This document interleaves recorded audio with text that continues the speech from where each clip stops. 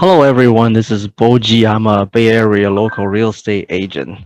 And well, today I want to talk to you guys about how the real estate market is as of right now, the beginning of May 2021. And, you know, instead of trying to give you a weather report style of market update, basically telling you how many homes are selling in Santa Clara County, how many homes are pending in Alameda County, how many homes are sold in San Mateo County, market absorption rates, and all that wonderful stuff, which is kind of boring. At least I find that boring. I'm just going to tell you a few stories that me and my clients, buyers and sellers, are going through trying to buy their next homes in today's market. So that way you know exactly what's going on in today's market. So, I mean, we all know like market has been crazy right now nationwide, and Bay Area is no exceptions.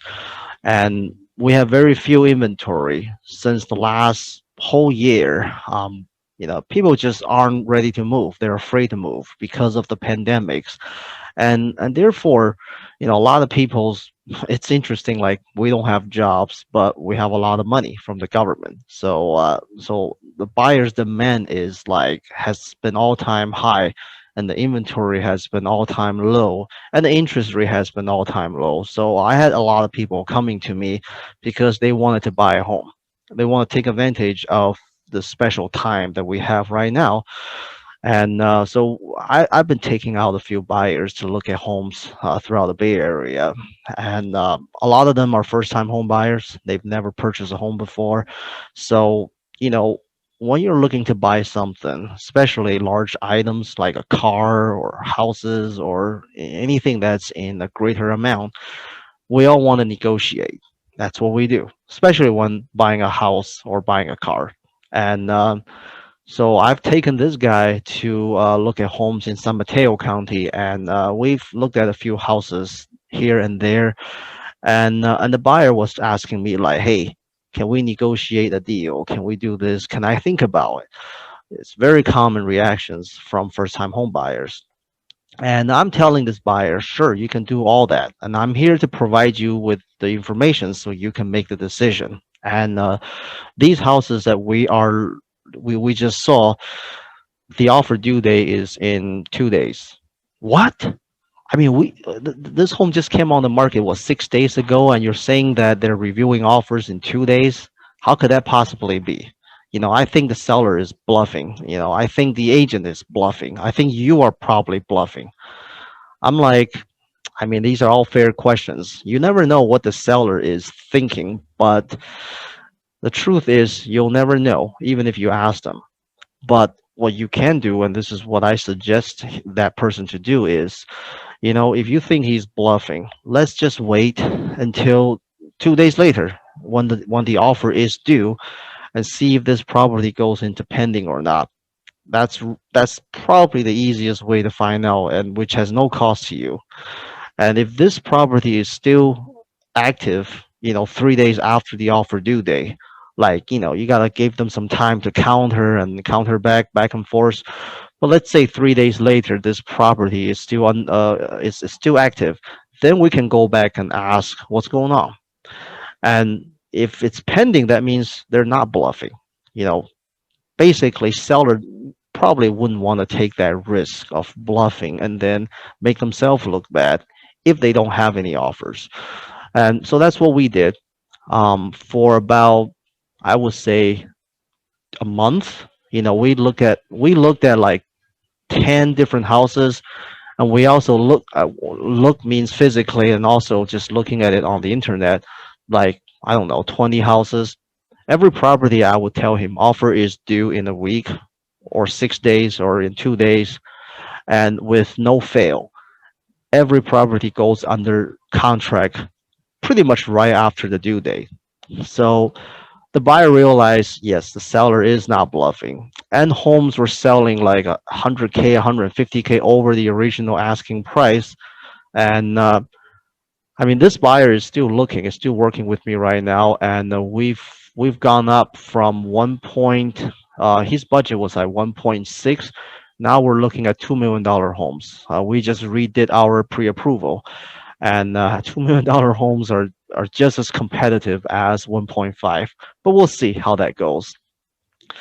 And then my other buyer, we're looking to buy homes in the Fremont, Mission, San Jose area. So at the beginning of the year, the budget is right around 1.5, both single family and townhomes. We were able to see something around 1.1, 1.2, like townhomes, and single families around like 1.3, 1.4. And we made a couple of offers, and the average home that we were going for was like 1.4 single family homes back in February and March. Both homes, we made two offers. Both homes, um, after our offer got rejected, we looked at the Zillow and Redfin. It was listed for 1.4, but when it became pending, it says it's listed for 1.6 and pending. So we know like they got offers higher than 1.6, and the listing agent just changed the listing price from 1.4 to 1.6. And my guessing is they're trying to do that to have an easier time with the appraisals. They probably know like they're probably not sure if the home will appraise to 1.6 or whatever, the offer that they receive at. So I told my buyer like, yeah, so that's exactly what happens. Yeah. And another home that we were trying to get was in Saratoga, 1.6, and I kind of felt like it was on the high side. And we made an offer slightly above the asking price. Didn't get it. The listing agent called me and said they only received six offers, which is not a whole lot. That's why the listing agent could call everybody else back and say, can you guys go up to 1.8? If you can go up to 1.8, then it's yours. I asked the listing agent, I said, do you think this home would appraise at 1.8? Probably not. Okay. How much do you think it's going to appraise at? Maybe the most 1.75, 1.72-ish. So that means whoever gets it at 1.8, that difference, most likely the buyer is going to have to come up with. And obviously, my buyer decided to walk away from that. 1.8 would be too much, and that property is currently pending. And so there was another property that came on the market in the same complex, and that listing agent called me too. And then so we talked about this property that's pending at 1.8. So the listing agent of this new listing said that the seller knows that seller that with the listing that's pending, and of course they're not telling how much that home is pending at, but they all get a feeling that it's probably over 1.8. I said, wow, that's pretty crazy. I mean, so right now, like at the beginning of the year, a lot of the homes were listed at a lower price because inventory was so low, and even seller aren't sure how much their homes are worth because there are very few comparables that agents or sellers can refer to. Therefore, a lot of the homes were listed on the lower side, and then the market's reaction had been like crazy, had been like beyond imaginations. So homes were selling like say 1.2 becomes 1.5. Um, it's all because nobody really knew how much the home was based on the lack of appraisal data, and nobody knew like what the market demand really is. So for the last 2 months, from especially February and March, there were a lot of crazy sales. Like homes are selling 20%, 15% over the asking price. That had been pretty common. And my other buyer, I just came back with this buyer. We were originally looking at homes in Fremont, East Bay Area. Not a whole lot of money, like $800,000, and we quickly decided, forget about forget about this place. Let's go buy new houses, new construction homes. So we went to Mountain House.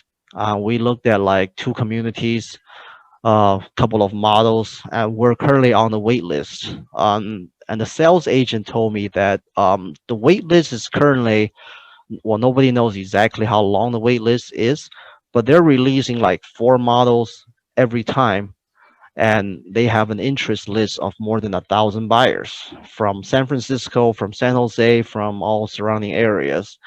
And and yeah, the lumber price, the wood price has gone up. So who knows? These new construction home prices are gonna go up too. You never know.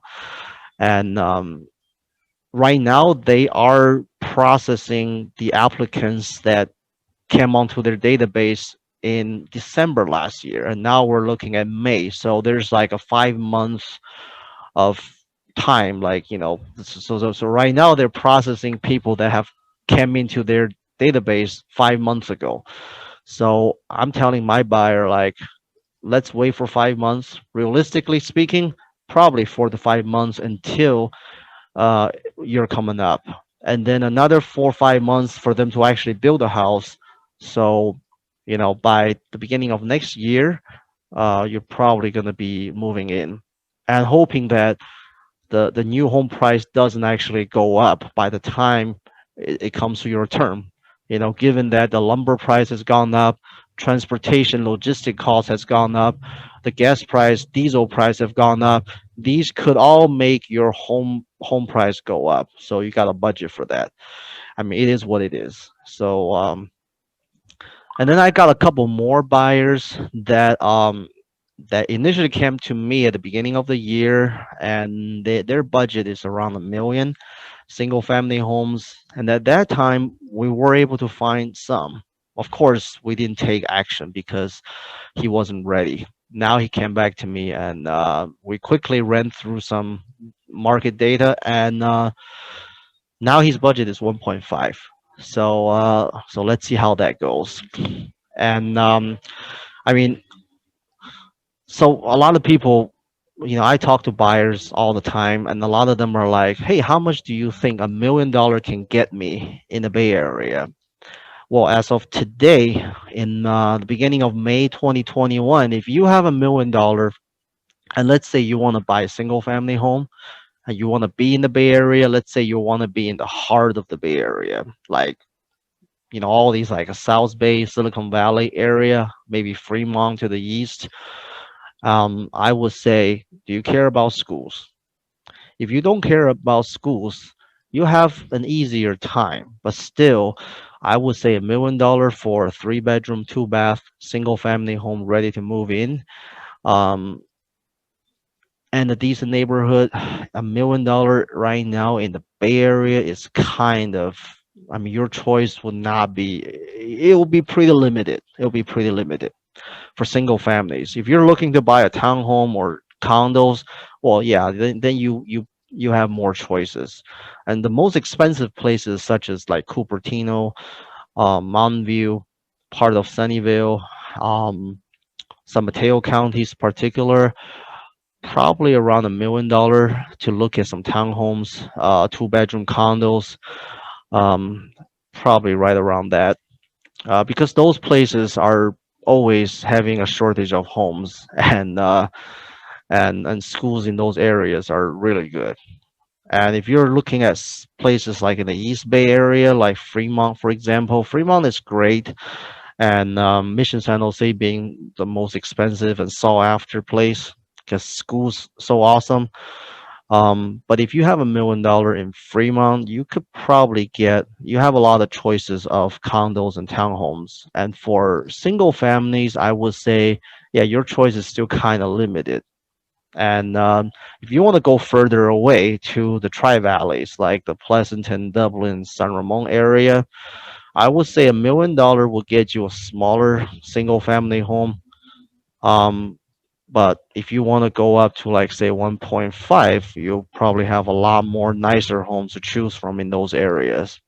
And all the other part of the Bay Area, like say East San Jose, it's like a lower income areas, and also like Hayward and up, like San Leandro, lower income neighborhoods.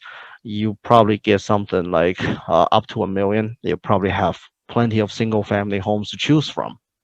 But just knowing that the neighborhood may not be, or maybe, I don't know, I definitely recommend you to drive to those areas during the day and at night, just to get a feel for how comfortable you are in those areas. Look at the crime reports and do your research. So and of course, I do provide to all of my clients a monthly update with how the market is going in the Bay Area. And for all the guys that are looking into numbers, because I know I'm not too much into numbers, but for those of you that you do, I do have reports that shows you the number of listings, the average and the median home sale price, market absorption rates, and all that. I'll put a link in description below, and if you want to sign up and get a copy for that, you're welcome to do so. And so based on that, and we also have, people talk about how crazy things are like nationwide.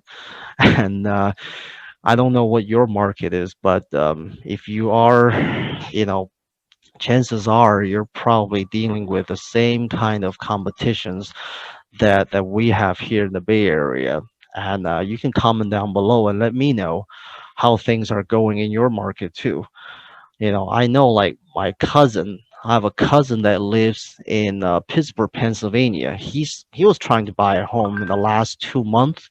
He made about like he made 18 offers, and so a house that he liked was at $250,000, and sold for 310 or something, I believe. So that's like literally 20% over the asking. And another property in Washington D.C. that another friend of mine talked about, and that's also on the news too. It was a totally beat up, torn down house at the suburb of Virginia, or something like that, listed for about 270 and sold for 450, something like that. So that's literally like almost like, I don't know, 60, 70% over the asking. I mean, you get the idea. So if you look at that, Bay Area ain't so bad at all.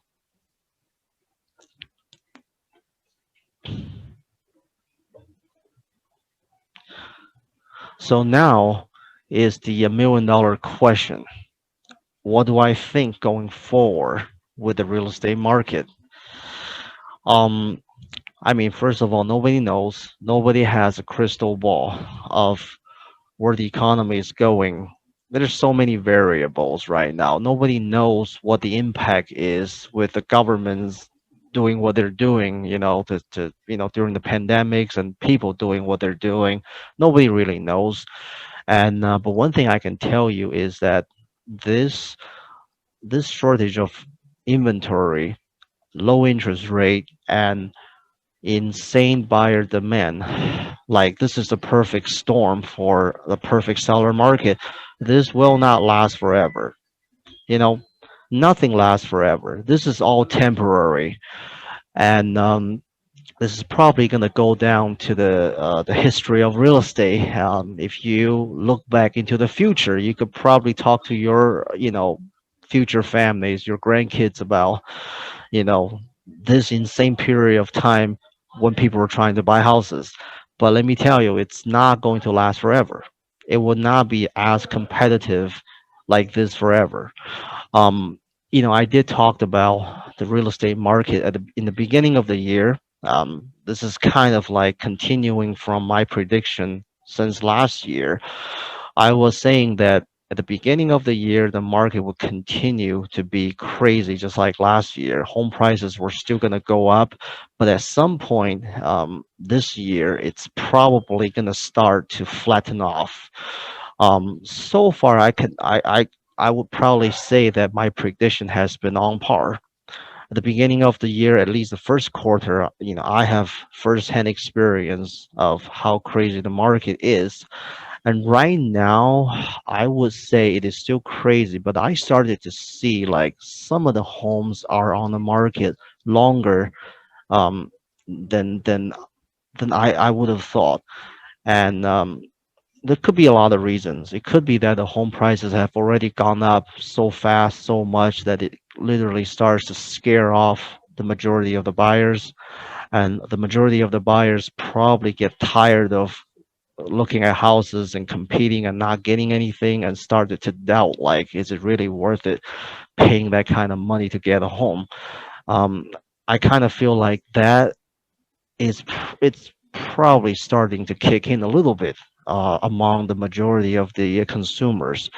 So, but with the interest rate still being low like it is today, and we still don't have a whole lot of demand, like supplies right now.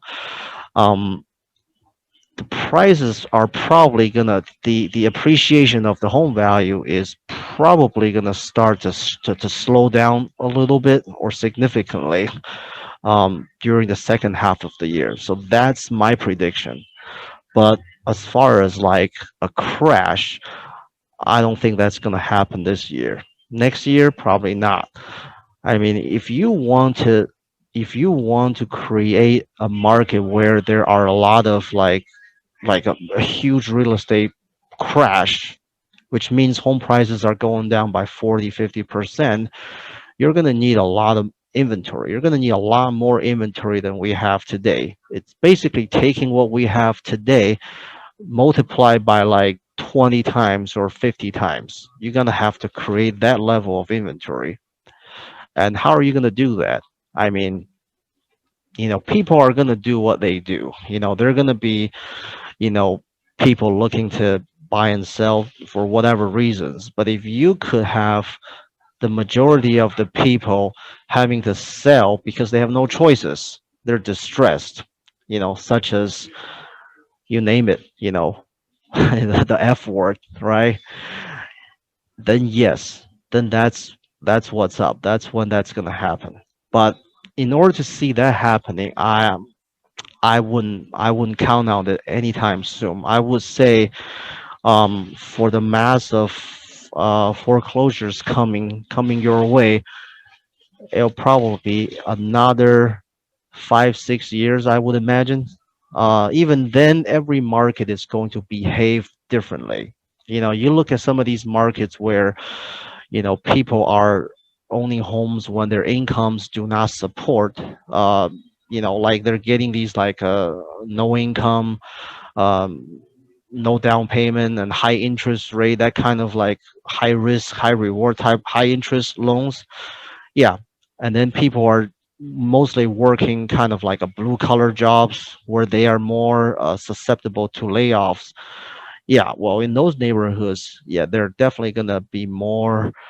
They're gonna be a lot weaker when the economy takes its turn. There's gonna be more foreclosures. But if you're looking at neighborhoods where a lot of people are making 20% down payments and people are like rich, they're more highly skilled workers, and chances of them foreclosing is going to be less. So it still comes down to the specific neighborhoods. You got to do your due diligence, study the demographics, study the economic conditions before you make that generalized prediction. So I would say going forward, at the beginning of the year, like what we have already had, prices have gone up just like last year. But I think the second half of the year, the curve is going to be flattened a little bit. But mm, but as far as like a huge pullback, I would say unless the interest rate shot up suddenly, I would say probably not. It's probably going to be more flat. So this is kind of like, but again, this is just my opinion. And what do you think? You're welcome to, leave me a comment below and let me know what you think. So now, after talking to you about all this, what should you do if you are a buyer? In today's market, I mean, if you're looking to buy a home because you have to, that's just, that's just what you do. Um, Here's what I recommend. If you want to compete and find your dream homes. So number one is, you know, get yourself financially ready. Before you go out there and look at these beautiful houses, I want you to first get pre-approved. Figure out what is going to be your monthly expenses, your monthly payment that you're comfortable with. Don't focus too much on the purchasing price. Focus on what kind of interest rate you can get. What does that mean for your monthly payment? And then you just try to stick to that. You know, whatever the 20% or the 10% or whatever percent down payment that you're happy with paying plus the interest rate. And so your lender should be able to help you run through all these numbers and help you come up with a financial financing plan that that you're comfortable with. So I would say that's going to be the first step. And also make sure if your lender provides that, because all of my lenders do, is get your TBD approval, which means all your financial informations will be sent to the underwriter. So they're going to pre-approve. They're going to pre-approve you already before you even go look at houses. That way, if you're wondering whether you need a loan contingency or not, well, with TBD approval, you don't have to worry about that. You can literally go in with no loan contingency. Now, obviously, the condition of the homes and the appraisal, that's a different story. But, if they have already provided you the inspection reports, go through that. At least you know what are all the existing conditions. And, based on that, just go ahead and make your best offer, and certainly do it on time. A lot of times we tend to think that, hey, it's okay to be late. We're in California, right? But you know knowing that the level of competitions that we have, I highly encourage you to submit your offer on time, and with fewer contingency the better. So do the best you can. It's going to be risky, but the point here is you are going to take a risk because you're competing against so many other people, but make sure you take a calculated risk. So in case if the home doesn't appraise, so are you able to come up with the extra money? How much are you happy with coming up with?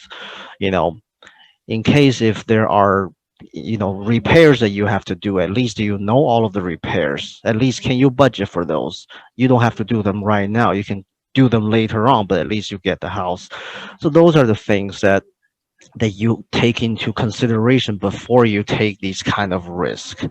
And it is not going to be easy, but just like a lot of these buyers that I'm working with, we initially would be like testing the water and maybe just make an offer that's okay.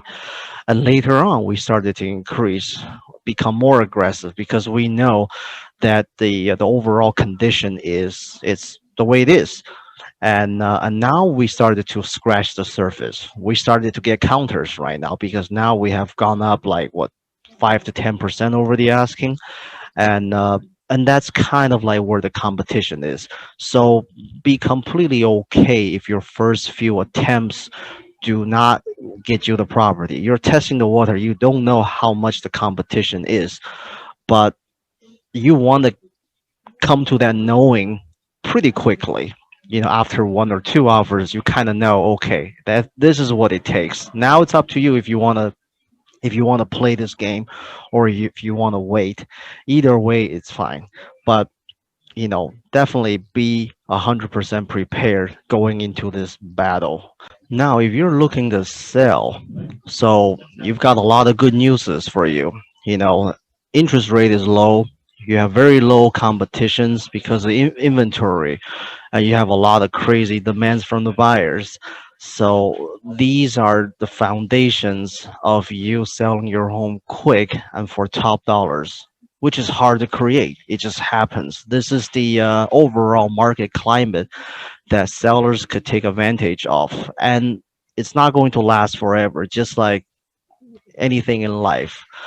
But still, I mean, with everything being so great and perfect, that still doesn't mean, when it comes to selling, you can just stick a for sale sign in front of your backyard and call it a day and just wait for the offers to come in. Because, you know, when it comes to selling a home, it is still going to be something that's going to require a lot of plannings. And it basically comes down to three things. Number one is pricing. Number two is marketing. And number three is the condition of the home lining up. So all these three things have to line up if you want to sell it for top dollars. And so, and the market being so hot, knowing that homes are coming off the market in 5 days, 10 days, it's a good news for the seller. But at the same time, it is also setting up a crazily high expectations among the buyers too. Let me explain why. You know, chances are buyers in your market is so used to seeing the homes that they like coming onto the market and then 5, 6 days later coming off the market sold over the asking price. So quickly, buyers in my market in Bay Area or any market, gets so used to seeing that happens over and over again. So when they suddenly see a home that's for some reason staying on the market for longer than the average days on market, question comes up: how come nobody wants this home? How come there's no competitions? There must be no competitions. There must be no offers. So these are going to be the things that the buyers are going to be thinking about. And you as a seller, even though the market is hot, even though you have all these great things working for you, but days on market can be something that can work against you, because now you have a great home, you have a great price, your condition is great, but now it's the marketing. Can you market your home in such a way that you can create enough interest that results in enough buyers looking to see your home and looking to make an offer, all happening within 5, 6 days, within the average days on market? So days on market could be something that's working against you if you don't have everything done right and have everything done, you know, efficiently within that short period of time. So this is often what I'm seeing, people selling their homes on their own on Zillow for sale by owners. Homes will be on Zillow for 20 days, 30 days, even 50 days, and it's still on the market. Of course, those people are typically not like in a hurry to sell. They could wait. But on the other hand, the longer you put it on the market, the less likely you're going to get a good offers. And so with sellers, if you're looking to sell, definitely take advantage of today's crazy market, which is, of course, just like anything else in life, is temporary. But at the same time, you do want to work with a professional that understands your market, knows the pricing, and know how to market your home, so that you can get the right buyer within that short days on market time frame, to avoid having your listings on the market for too long, to prevent you from selling it, capitalizing it for the highest dollar amount. And if you want to know more about what I do to help people sell homes, I'll put a link down below. You can take a look and watch. If you have any questions that you wanted to know about when it comes to selling, comment down below or contact me to schedule a free consultation. All right, guys, this is all we have for you today for the market reports. If you like the content that I've been providing, like and subscribe below, and I'll see you next time.